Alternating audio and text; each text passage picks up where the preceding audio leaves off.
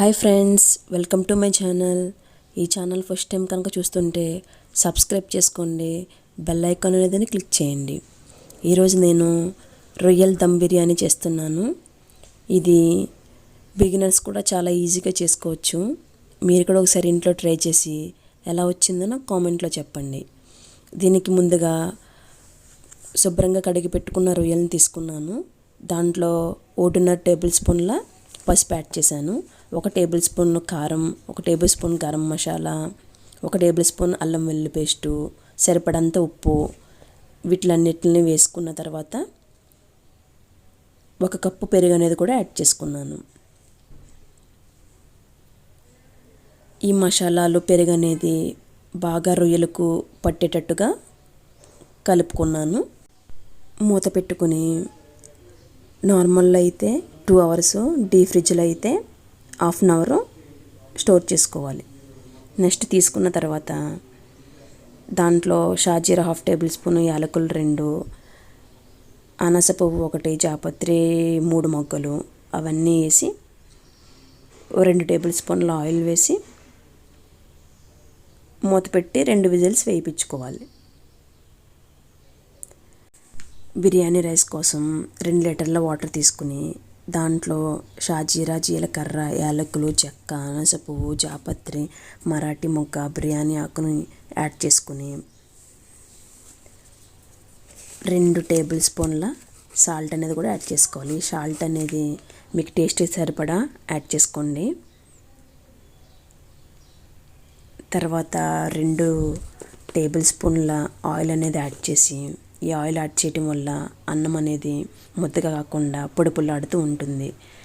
1.5 table spoon అల్లం అనేది కూడా యాడ్ చేసుకోవాలి. మూత పెట్టి హై ఫ్లేమ్ మీద బాగా మరిగాక కడిగి పెట్టుకున్న బాస్మతి రైస్ని కూడా యాడ్ చేసుకోవాలి. నేను ఇక్కడ 1/2 అవర్ అలా కడిగి పెట్టుకోలేదు, ఎందుకంటే నేను ఎక్స్పీరియన్స్ అయ్యాను కాబట్టి ముద్దగా అయిపోతుంది. అందుకని జస్ట్ కడిగి పెట్టుకుని ఇంకా డైరెక్ట్ వేసేయటమే. ఇలా వేసుకున్న తర్వాత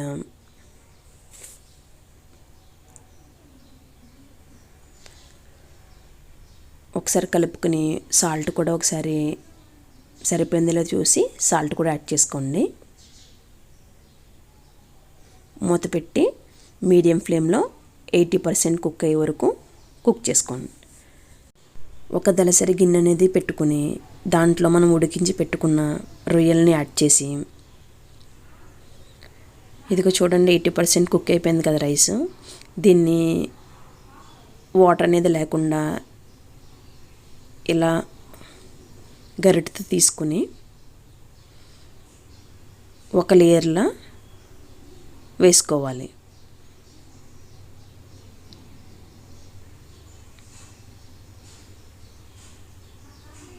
ఇలా మొత్తం స్ప్రెడ్ అయ్యేలాగా మొత్తం రైస్ని వేసుకోవాలి.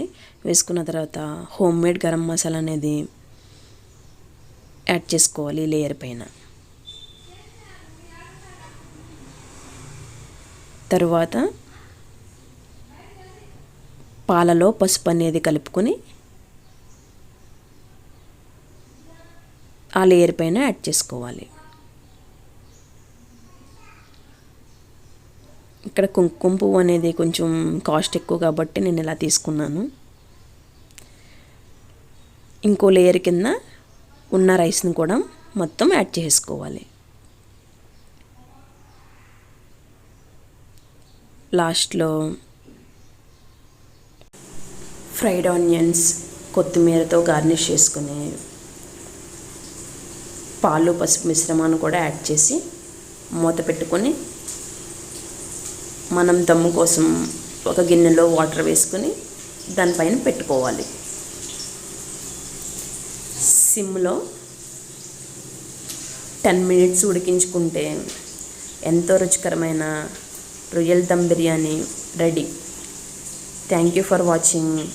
Please like, share, comment. Thank you.